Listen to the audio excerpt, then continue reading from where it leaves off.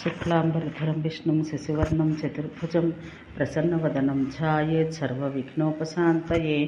రాజాన్న దోష ప్రాయశ్చిత్త కథనం. సూతుడు ఇట్లు పలికెను.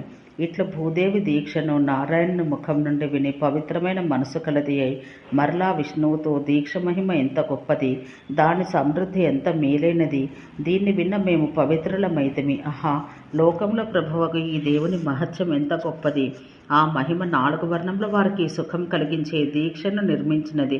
అట్లే పరమేశ, నీ హృదయాన ఏదేని పరమరహస్యమున్న ఎడల నీ భక్తుల సుఖం కొరకు దాన్ని నాకు చెప్పవలను. దేవా, నీవు మునుపు 32 దోషాల గురించి చెప్పి ఉంటివి. బుద్ధి తక్కువ మనుషులు ఈ అపరాధాలు చేసి ఏ పనితో పరిశుద్ధులగుదరు? నా యందరి ప్రీతితో దాన్ని నాకు దయతో చెప్పుము అని పలకగా, అంత గొప్ప కీర్తిగల శ్రీమన్నారాయణుడు మిక్కిలి శ్రేష్టముగు ధ్యానమును దాల్చి భూమికి ఇట్లు బదులు చెప్పెను. ఏ దోషములు ఎరుగని నా భక్తులు నా పూజలందు ఆసక్తి కలవారు లోభం చేతనో భయం వల్లనో లేక ఆపదలు వచ్చినప్పుడో రాజుల అన్నం తింటే 10,000 ఏళ్ల నరకాన మగ్గిపోవుదురు.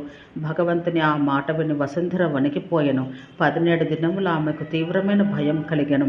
ఆమె దిగులొందిన మనసుతో అన్ని లోకాలకు సుఖం కలిగించి తీయని పలుకిట్లు పలికెను.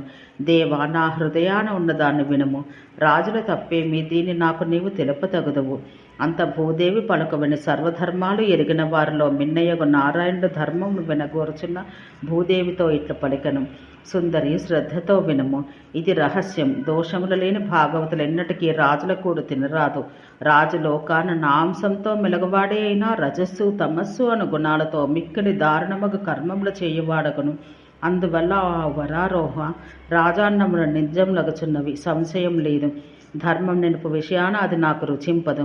వసుంధర, రాజుల అన్నం పవిత్రులకు భాగవతులు తినదగినదియూ కలదు. దాని గురించి వివరించి తినదగనిదియూ కలదు. దాని గురించి వివరించి చెప్పెదను వినుము.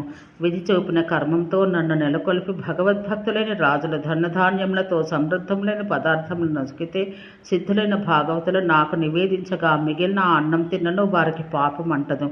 మేలైన వ్రతాలు గల భూదేవి విష్ణువు వచనం విని ఆ వరాహరూప దేవునితో మరలా ఇట్ల పలికెను.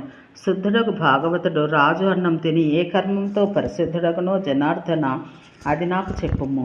దేవి, రాజు అన్నం తిన్న వారు ఎట్లు తరింతరో అని నీవడుగుతున్న దానికి సమాధానం చెప్పెదను వినుము. ఒక చాంద్రాయణం, ఒక నిండైన తప్తకృత్యం, ఒక శాంతపనం అనువాన్ని చేస్తే ఆ పాపం నుండి వెనువెంటనే ముక్తులగుదురు.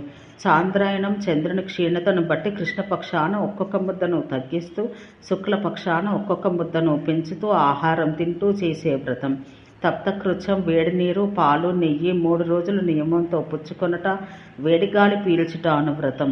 శాంతపనం 3 దినాలు పండ్లు మాత్రమే తినుట, 3 దినాలు రాత్రులందే భుజించుట, తర్వాత 3 దినాలు అడుగు కొనకుండా లభించిన దాన్ని మాత్రమే ఆహారంగా కొనుట, అటుపై 3 దినాలు ఉపవాసం ఉండుటగా చేయ వ్రతం. ఒకవేళ రాజుల అన్నాన్ని తిన్నను ఈ కర్మం ఆచరించవలను. అట్టి వాని అపరాధమును నేను పరిగణించను. ఇదిగో ఇది నా మాట. నాకు ప్రియం ఆచరించగోరువాడను, పరమగతిని కోరువాడను ఎన్నటికి నీ రాజు అన్నమును తినరాదు. ఓం శాంతి శాంతి శాంతి.